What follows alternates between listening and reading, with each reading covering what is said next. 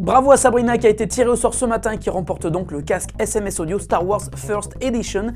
Il est sublime et le son est réellement excellent. Sabrina, on t'envoie le casque très rapidement et pour les autres, restez bien attentifs, vendredi, on vous fait gagner un truc de fou. Bonjour à tous, nous sommes le mardi 16 décembre 2014 et c'est le Fresh News du jour, c'est parti.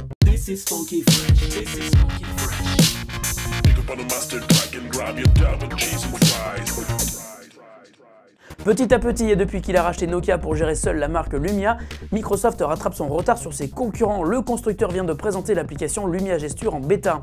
Il s'agit d'une appli qui va utiliser l'accéléromètre du smartphone pour modifier des réglages à la volée. Par exemple, lorsqu'on vous appelle, il vous suffit de porter le smartphone à l'oreille pour que l'appareil décroche. Lorsque vous posez le smartphone sur la table, le haut-parleur se met en route. Lorsque vous retournez le téléphone, le micro se coupe et lorsque vous reprenez l'appareil en main et le portez à nouveau à l'oreille, le micro devient à nouveau actif. Selon le billet de blog posté par Microsoft, ces nouvelles fonctionnalités seront intégrées de base dans Windows 10 pour smartphone lorsqu'il sera disponible et seront compatibles avec tous les Windows Lumia. Certaines d'entre elles seront cependant limitées sur les Lumia 630, 635 et 535 et sans doute sur d'autres modèles d'entrée de gamme qui pourraient très bientôt être annoncés. L'application est disponible dès aujourd'hui en version bêta sur le Windows Store. Si vous possédez un Mac et un iPad, il y a de fortes chances pour que vous n'utilisiez pas les deux en même temps. Et si c'est le cas, voici une application qui devrait fortement vous intéresser. Duet est une application développée par un ancien ingénieur de Apple qui permet de transformer très simplement l'iPad en second écran pour Mac. Compatible avec tous les Mac à partir de OS 10, 10.9 et tous les iPads et même les iPhones en version iOS 5.1.1 minimum, Duet promet une extension naturelle et instantanée du Mac en 60 images par seconde sans aucune latence et en version Retina pour les appareils compatibles. Pour utiliser Duet, il suffit d'installer l'application sur les deux appareils, puis de les connecter avec un câble Lightning. L'iPad ou l'iPhone est alors reconnu comme un écran externe par le système Mac. La seule différence réside dans le fait que les appareils iOS sont tactiles.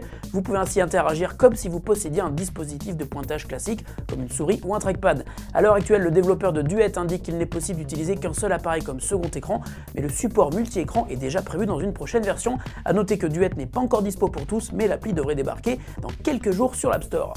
Pourquoi faire compliqué quand on peut faire simple? C'est le message de Cord d'une nouvelle application qui vient de sortir sur iOS et Android et qui suit une tendance, le retour de la voix sur mobile. L'application Cord développée par d'anciens de Google Creative Labs vous permet d'envoyer des messages audio à vos amis que vous aurez rajoutés comme contact dans l'application. Pour cela, il suffit de tapoter une seule fois sur l'image de vos contacts, d'enregistrer le message et de relâcher lorsque vous avez terminé. Lorsque vous recevez un message, il vous suffit de cliquer sur l'icône de votre contact pour l'écouter et cliquer à nouveau pour y répondre.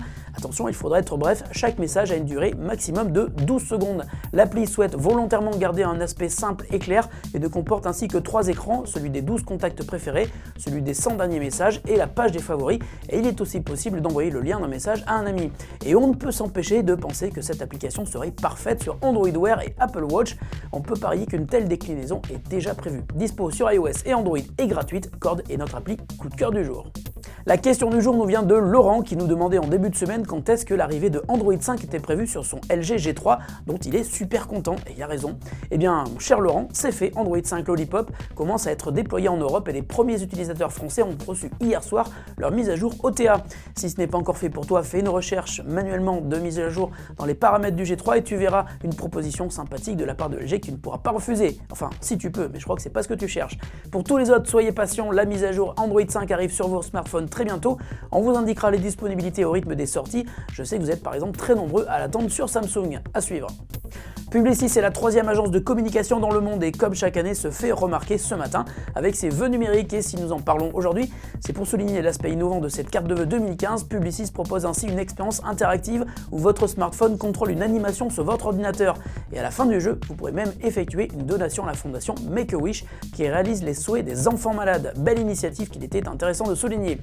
Fresh News, c'est fini pour aujourd'hui, on se retrouve non pas demain mais jeudi et on sera loin, très loin du studio, à la montagne. Salut à tous, bonne journée et à très vite.